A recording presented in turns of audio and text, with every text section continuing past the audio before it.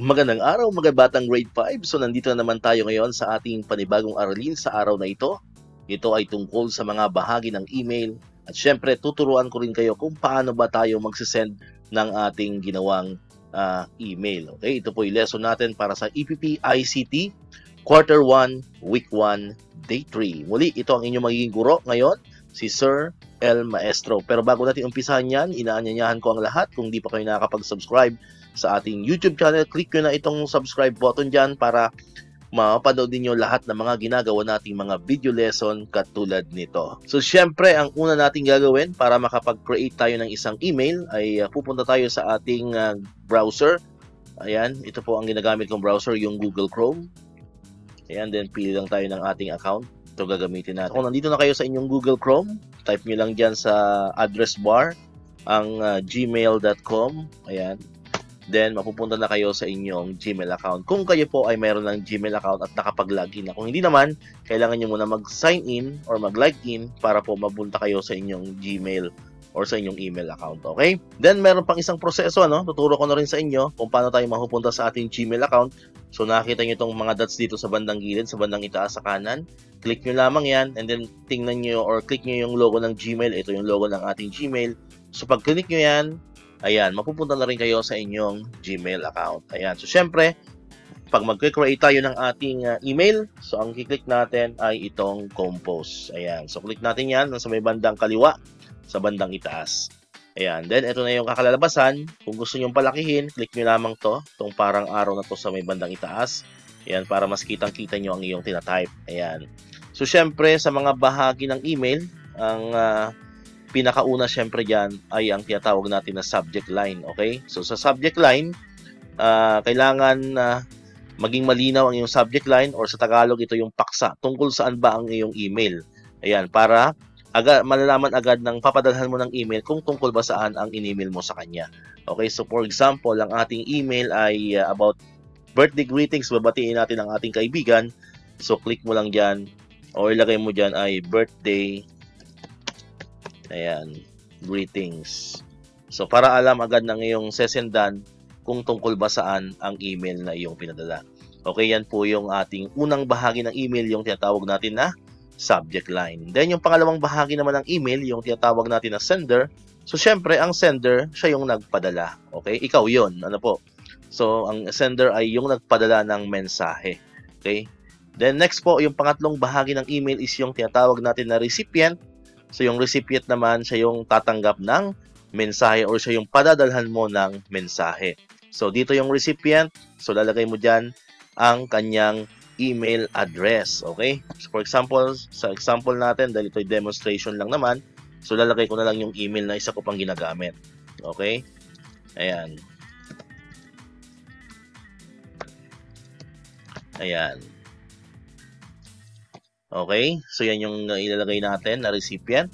Then, meron tayong dalawang uri ng recipient din na pwedeng ilagay. Ang una dyan is yung tinatawag natin na CC or carbon copy. Ayan. So, ito yung CC.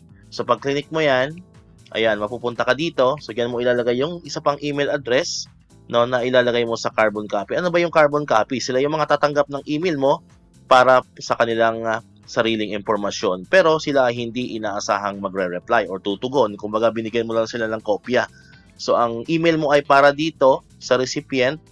Itong carbon copy naman, kumbaga, binigyan mo lang sila ng copy. Ano po? Pero hindi mo sila expected na magre-reply. So, kunyari, lalagay ko dito yung isa ka pang email. Ayan.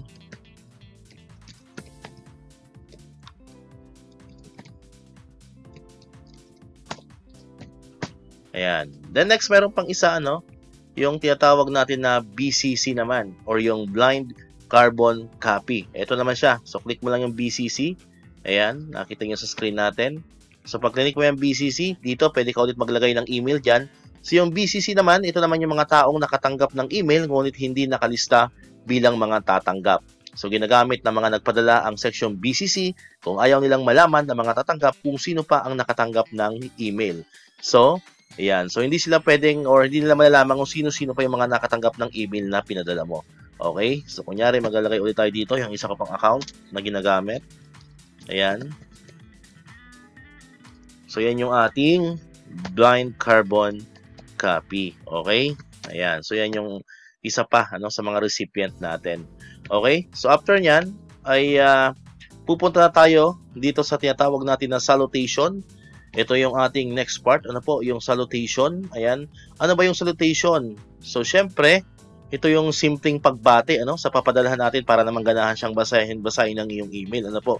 So, simpleng pagbati yan sa iyong papadalhan ng iyong email. Okay? So, kunyari, ang lalagay natin dyan, or magandang araw po. Ayan. So, kunyari yan yung ating salutation. Ano po? Then, after ng salutation, ito na yung ating tinatawag na email body.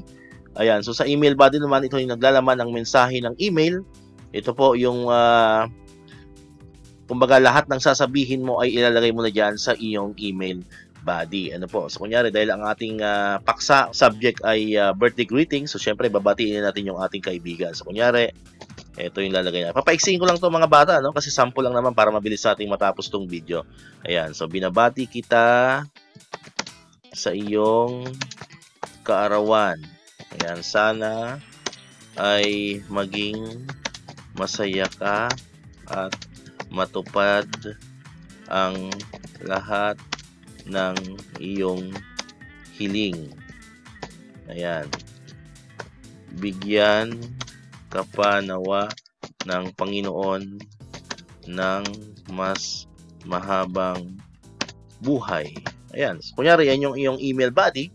So, nasabi mo na yung lahat ng gusto mong sabihin. So, syempre, ang susunod naman dyan ay yung tinatawag natin na closing. So, ano naman yung closing? Ang closing naman, ito ay ginagamit upang magparamdam ng magalang na pagtatapos ng liham na iyong ginawa. So, ang pagsasara na pipiliin mo ay dapat tumugma sa tono ng natitirang bahagi ng email, kasama sa mga formal na pagsasara, ang taus-puso at salamat. So, dito naman kalimitan, ang sasabihin mo ay magpapasalamat ka. Ano po? So, magpapasalamat ka. Kunyari, lalagay mo dito, muli, binabati kita. Maraming salamat. Yan. So, yan ang iyong closing na ginawa. And then, syempre, mahalaga na bahagi ng email is yung tinatawag natin na signature. Ayan. So, ang signature naman, maaaring mag-sign off ang mga friendly letter gamit ang pangalan ng nagpadala. Ngunit marami mga email accounts sa negosyo ang may mga section ng lagda na kinabibilangan ng posisyon na nagpadala, kumpanya at maging logo ng kumpanya. So, dito naman dahil tayo ay mga estudyante, so pwedeng ilagay mo na lamang dyan ay ang iyong pangalan. So, kunyari, ang buong pangalan mo ay Anton L. Maestro. Kunyari, yan yung pangalan mo. So, yan yung ilalagay mo sa signature. Okay? And then, syempre, ang pinakahuling bahagi ng email, yung tinatawag naman natin na attachment. So, ang attachment naman ay maaaring dokumento para sa pagsusuri, isang larawan ng ibabahagi o anumang iba pang uri ng file.